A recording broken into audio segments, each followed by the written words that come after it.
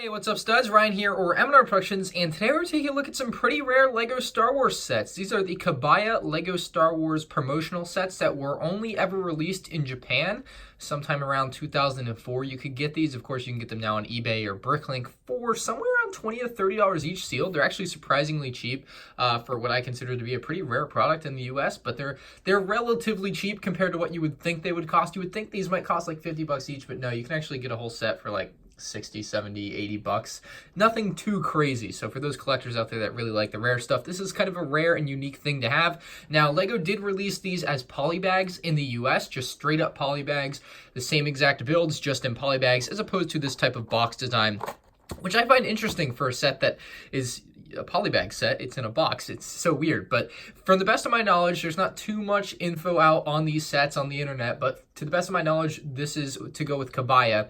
And Kabaya in Japan, I believe, is a bubblegum company. So it was some type of promo where if you bought bubblegum, you got these, or if you bought these, you got bubblegum. I don't know which way it was, but again, the bottom of the packaging, you can see they do have a barcode, so perhaps it was the second way around. I'm not really sure exactly how these were given out, but they were definitely some type of promo with Kabaya, which is a bubblegum company. Now, obviously, all of the text other than the LEGO logo and the Star Wars logo there is in, or in the mini logo, is in Japanese, so you're not going to be able to read that unless you know the language, and I certainly don't. Flipping the boxes around, you'll find some fun info on every single one of the models, although I can't really read it. I'm going to use the Google Translate app here, and I'm going to show you some of this and what it shows up as in the translation. It's not going to be very easy to make sense of, but it's just kind of interesting to see what some of it says. So let's go ahead and switch on over to the app, and we'll take a look at some of the text here. I don't know if that's a phone number. You obviously have a lot of different things here. You have, I mean, in English it says Boba Fett Slave 1, but everything else is in Japanese. So let's go ahead and give that a shot. I'm kind of interested.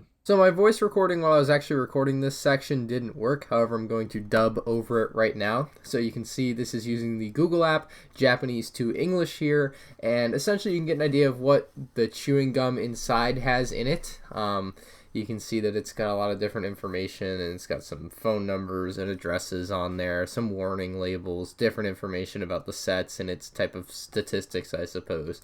You can see it has the little labels on the set, or on the vehicle as well. So you're going to see that on both the TIE Interceptor and the X-Wing as well. It's basically the same stuff except for the stuff that is changed for the actual ship itself, but all the other info on there should be the same.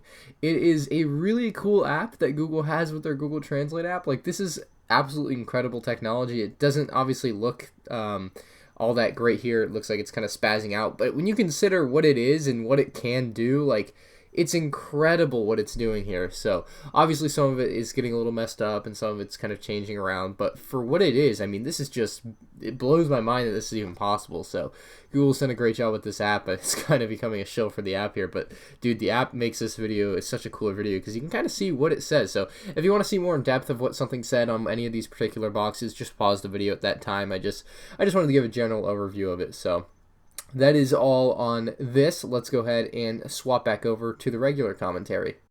So that was a pretty darn awesome demonstration there of what that Google app can do. You obviously were able to read a lot of the text that you couldn't probably read otherwise unless you know the language. But we are going to build each of these sets individually, the X-Wing, the Slave 1, and the TIE Interceptor. And man, it pains me to unbox these because I love having them sealed so much. They're such a neat and unique part of my collection in my opinion, but I think it would be an incomplete video if I didn't open these up and we find out what it looks like inside. So let's open up these boxes and take a look at the sets inside. So the unboxing process with these seems pretty straightforward. On the top, it appears to have a pull tab, and all we're gonna do is pull on that tab. Oh man, this pains me so much to open up these sets. I do want to keep the boxes in as good a condition as I can though, but wow, it is crazy. I never thought I would own these. Here we go, what's inside? What does it look like? Oh, this is nuts, no way. No freaking way. It's the American polybag inside the Japanese box. Oh my god, I never knew this. I never knew. Oh, wow, this is incredible. Like, I don't know how to contain myself here. Like, as a huge LEGO Star Wars fan, I always just assumed the set was inside. It's in, like, the actual American polybag. Here's, like, a little pamphlet here for... Oh, wow, that is a really cool... I'm going to hang one of these up because I'm sure it's in all three. There you go. That's a good shot at that poster with some Japanese writing on the bottom there. On the back side, we have some other sets from 2004. We have the X-Wing Starfighter with Dagobah, Snow Speeder, and Mos Eisley Cantina. Very cool. Dude, that's awesome. I didn't know that was in there. And even cooler, I guess we get an answer to one of my questions from earlier in the video, how these were sold. Inside, we have some nearly 15-year-old bubble gum. I will not be eating this. I'll say that, but you can see it's from Kabaya there. Like I said, it was from a bubblegum company. There you go. I wonder if I can get my brother to eat this. Bro, no way. That's crazy. I've never held food this old, I don't think, but wow, that I didn't know it was going to be the polybag just inside of the box. That is just so interesting to me. Obviously, now you guys know, but man, my initial reaction there, I was just insane. So obviously it's in English because this is the American polybag that you could have bought in stores. Again, just packaged into the box here. That is bonkers to me. I didn't know that. So there you go. Maybe this is like the European version because it doesn't have the piece count actually now that I think about it, but you get the point. Very cool. So we'll build that. Let's open up. Let's just completely unbox all of these. That's the X-Wing. This next one is the Slave 1, number 2. Right here. Wow, dude. I'm so happy with this. The Slave 1 bag, considerably smaller than the X-Wing bag. Just like a quick size comparison there. That's like, what the hell, dude? That's crazy. But there's your Slave 1, Boba Fett Slave 1 right there. Beautiful model. Can't wait to build that. And then everything else in there, we're going to have that same poster. I'm not going to bother opening that up. And then we also have our 14-year-old bubblegum. So seems like the air, it's still airtight. Like the air is still, you can tell how it's still got the air in there and there's no air coming out when I push on it. So, I mean, it's probably not still good, but like it's got an airtight seal. It makes me wonder. I wonder if I can get my brother to try it. We'll see, maybe later in the video. And lastly, we have the beautiful TIE Interceptor. I actually have this one already, but we're going to open this one anyway. Just like a beautiful sight there. Obviously, I've never seen a Lego box design like this before. And out comes the polybag. Again, this is going to be the same size as that Slave 1 polybag. Wow, dude, that's really cool. This one actually looks a little discolored in the Lego logo. I don't know. There you go. That's the back side. That's going to be the TIE Interceptor, which we'll build here in a moment. Then, of course, the same little pamphlet and some more airtight bubble gum. Oh, it's tempting. I wonder what flavor it is. Comment below. What flavor do you think it is? No, I'm not eating that. No way, dude. Maybe for like $100,000, I would put that in my mouth. But here we have the TIE Interceptor, we have the Slave 1, and we have the very first one, which was the X-Wing. So let me go ahead and unbag those, and we'll build them, and then we'll take a look at them in their finished versions. So our first build is going to be the 6963 X-Wing fighter here. Go ahead and pop this puppy open. Not too often you get to open Lego sets that are 14 plus years old, so I do cherish moments like these, although I'm about to have a ton of fun when I get around to my 1999 set videos. Ton of old Lego sets in there, but try to keep everything contained here. A lot of round parts going to try to fly off from me. Let's see what the unboxing experience is like with this. Nothing too crazy, it seems.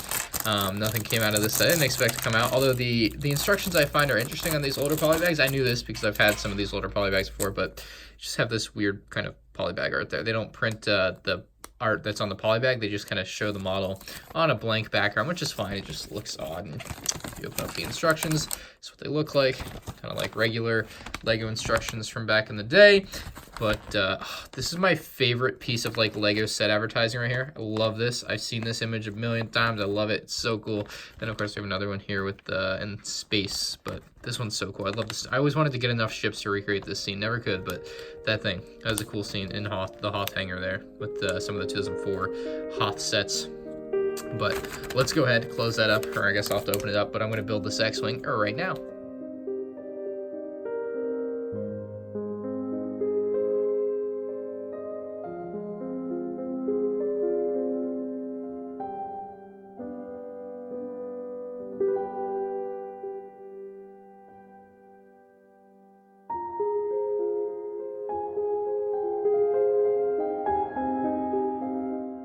So there is our X-Wing model complete there. I do want to move on quickly to our TIE Interceptor. I know the Slave 1 is number 2.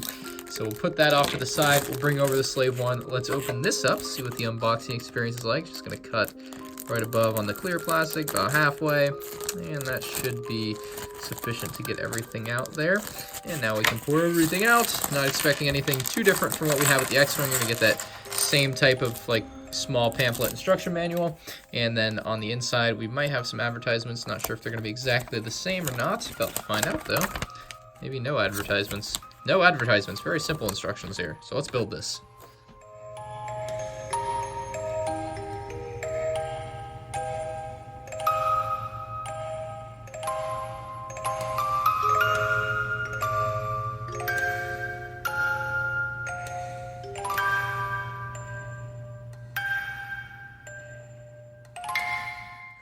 And here is our finished Slave 1 model. Not too bad. That was a pretty easy build. Took me like a minute and a half max. I like these sand green antennas though. Those you don't see too often. I also love that they had a printed piece on there. You really don't see that too much on polybags. But let's build our tie interceptor. Here it comes right here. Tie interceptor set 6965, right in order with the rest of them. Go ahead and cut into that. Pour out its contents. We got this instruction manual here. I expect it to be much like the Slave 1. Probably not going to have any type of advertising in the back of this one, but I'll just go ahead and show it to you anyway, because I'm sure some of you guys will find it interesting to see this instruction. Oh, there's some advertising. Oh my god. Well, there it is anyway. So very simple instructions. And on the back, you have that same advertisement that we saw on the bottom of the X-Wing instructions. Well, let's build it.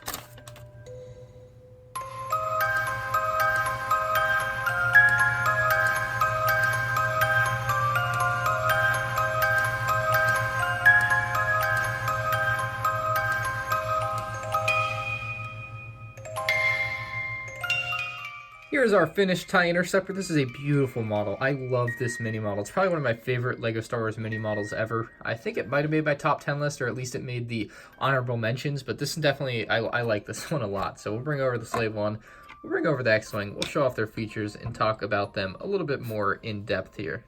First, we'll look at the X-Wing here. It's got its X-foils in just kind of regular flight mode, and it has printed pieces there on the X-foils. Again, the printed pieces on these older polybags are incredible. I wish LEGO would do some more of that, but obviously they're trying to keep costs down nowadays. But anyway, little cockpit there using the 1x2 clear plate there.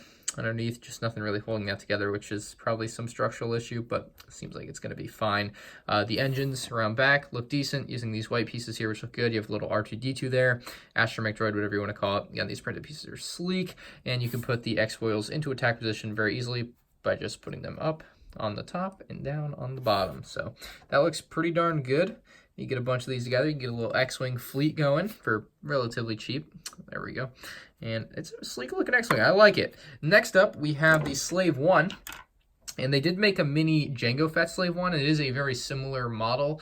And I actually used to have the set. I actually have the set up on display in my room here. Way up there. You guys can see it in there. Right there. You see it? They're very, very similar models. If not nearly exactly the same. Just color swapped, which is just fine. But that's just the way it is with this particular Slave 1. And they have this very cool printed piece here on the bottom of the Slave 1, which really does add a lot of depth to it. You can see there. Use these sand green antennas for when it's in flight mode and it's trying to shoot at people. More specifically, or I guess in this movie it wasn't shooting at Obi-Wan, right? But back in I was thinking of Jango Fett Slave 1 for some reason, shooting at Obi-Wan. But anyway, on this side you have like your little wings that you can push down yourself. They won't do it on their own because this is not that intricate of a set, but you can put them down on your own for when it's in flight mode. And then when it's in landed mode, you can put them back down to the bottom like that, and they can land like so. Cockpit's very nice. The top part of the design, kind of bulky, blocky rather, but gets the job done. No engines on the back or anything crazy, but just a neat little Slave 1 polybag. Nice promo for the time. Probably better than the original 2000 Slave 1, not gonna lie. Moving on, we got the TIE Interceptor. This TIE Interceptor is a beautiful hunk of junk here. This thing looks incredible. One of the only TIE Interceptors LEGO has ever produced. It's one of the few.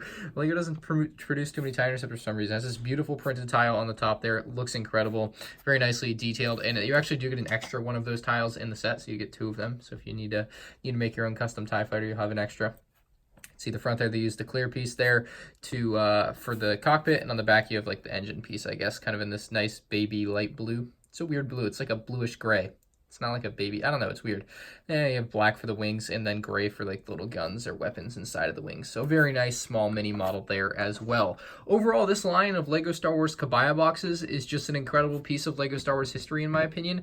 I think it's a very unique and neat thing to have for your collection. Obviously, seeing the packaging in Japanese is just so odd and off and different than they usually are. But again, it's just something that's really neat, something really cool to have in your collection. It's something you wouldn't expect. Like LEGO doesn't really do too many promos like this, but this was a great cross promo by LEGO back in 2004, and obviously they'll probably never do it again. Like it's probably just not going to happen again. I don't know why they did it to begin with. Like it's just such an odd promo, but having the bubblegum in there was really cool. Having the little poster thing in there was really cool as well. I'm probably going to hang up one of those posters in my room somewhere.